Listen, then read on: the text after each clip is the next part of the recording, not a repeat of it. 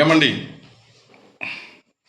Indian constitution ఏ largest return constitution అండి. Indian democracy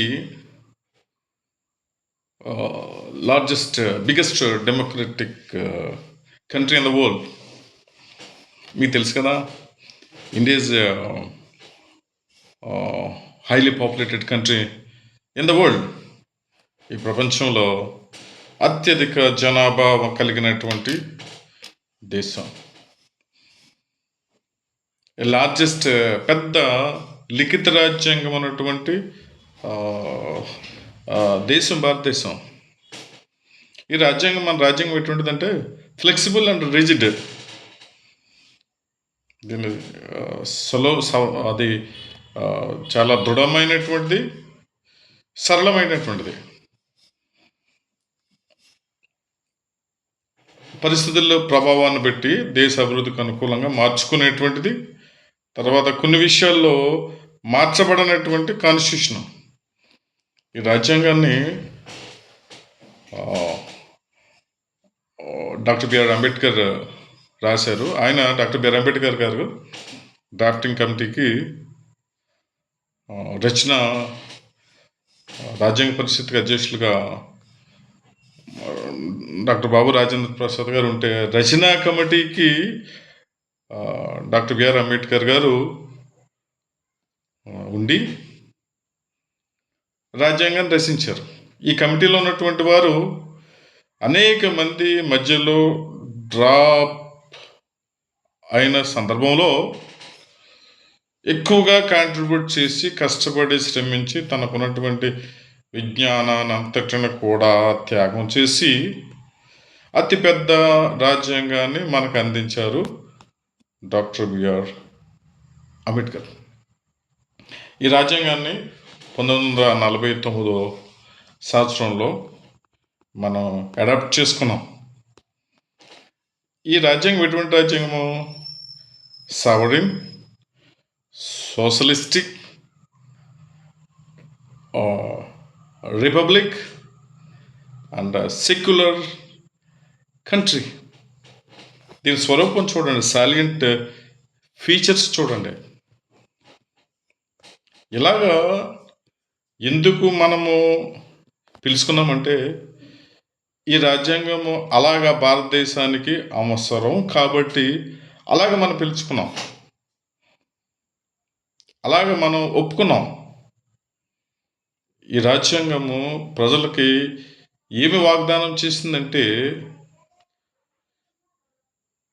justice, equality, Liberty and fraternity. ఇందులో ప్రస్తుతం ఉన్నటువంటి ఆర్టికల్స్ అయితే ఐ అండర్స్టాండ్ 448 ఆర్టికల్స్ అయితే, వీటిని ఇప్పటి వరకు 2026 సంవత్సరం ఇప్పటి వరకు 106 సార్లు అమెండ్ చేయడం జరిగింది.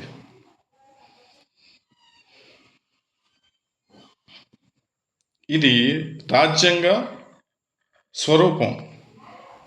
వీటిని ఇంగ్లీష్లో salient features of the Indian constitution అంటారు. ఏమండి, భారతదేశం అనేక జాతులు, అనేక మతాలు, అనేక కులాలు, అనేక భాషలు, అనేక సాంప్రదాయాలు కలిగినటువంటి దేశం. ఈ రాజ్యాంగం వలన, ఈ రిటర్న్ కాన్స్టిట్యూషన్ వలన మనం ఇప్పటి వరకు భిన్నత్వంలో ఏకత్వాన్ని సాధించుకుంటా వచ్చాం. హలో, ప్లీజ్ అండర్స్టాండ్ అండి, ప్లీజ్ అండర్స్టాండ్. రాజ్యాంగాన్ని అర్థం చేసుకోండి. భారతదేశ స్వరూపాన్ని అర్థం చేసుకోండి. హిస్టారికల్, పొలిటికల్, జాగ్రఫికల్, నేచురల్, ఈ ఈ ఈ స్వారూప్యతను అర్థం చేసుకోండి. This constitution is a suitable constitution to the people of India for rendering justice, equality, Liberty and fraternity. ఏమండోయ్ పెద్దలు, విజ్ఞానం కలిగినటువంటి వారు, నాయకులు, ప్లీజ్ అండర్స్టాండ్. మొట్టమొదటి ఈ రాజ్యాన్ని మనము ఒప్పుకున్నాం, అడాప్ట్ చేసుకున్నాం, ప్రామిస్ చేస్తాం, అమలు చేద్దాం. ఈ రాజ్యాంగానికి తూట్లు పడవద్దండి. ఈ రాజ్యాంగాన్ని ఉపయోగించుకుందాం. భారతదేశాన్ని కంటిన్యూస్గా బిల్డ్ చేద్దాం. This is the constitution that helps India to build as an great nation.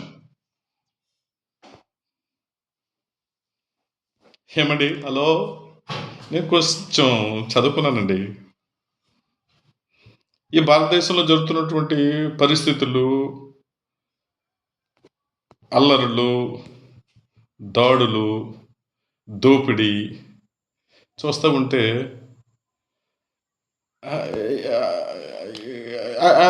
Pinching in my heart, పెయిన్ఫుల్గా ఉందండి.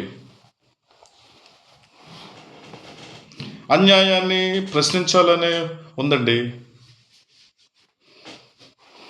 కానీ ప్రశ్నించలేని పరిస్థితి.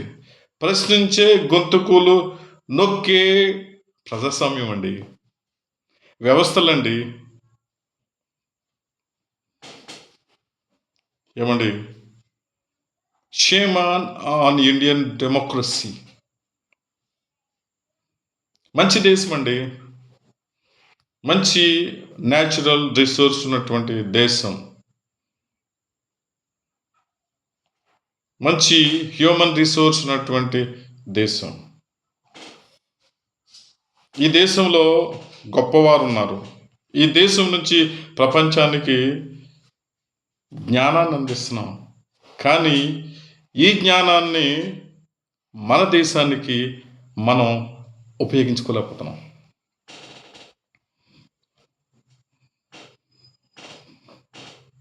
We are giving away our resources to other nations.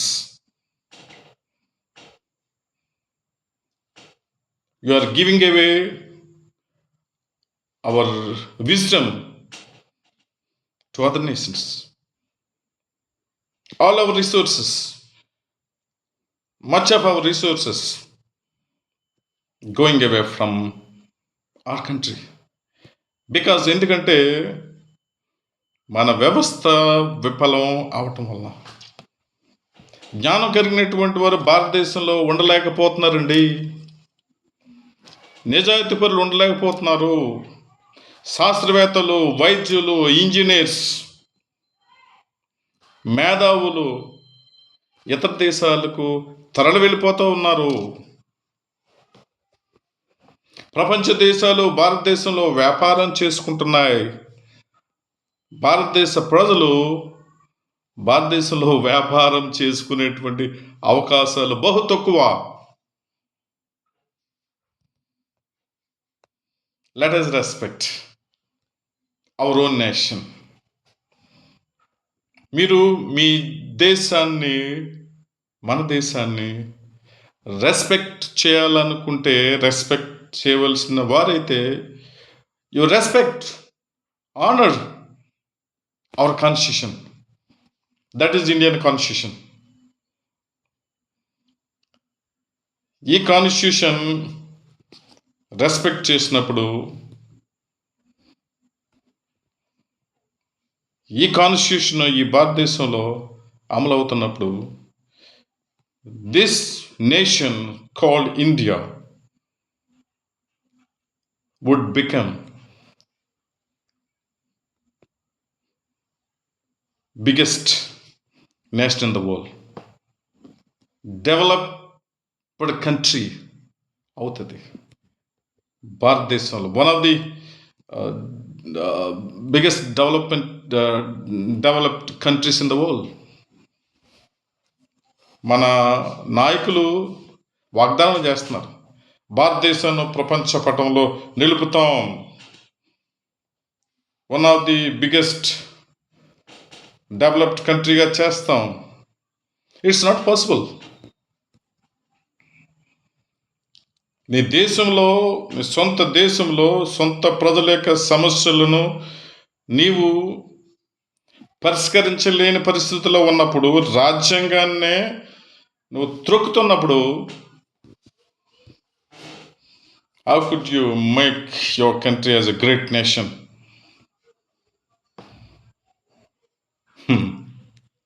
Impossible. ఏమండి, నేను ఈ మాటలు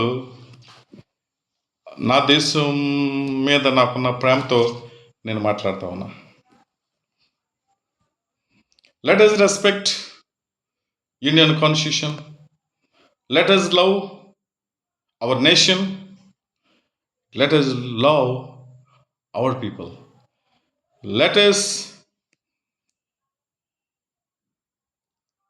let us build our nation with justice, equality, liberty, and fraternity, which is only the way to develop our nation.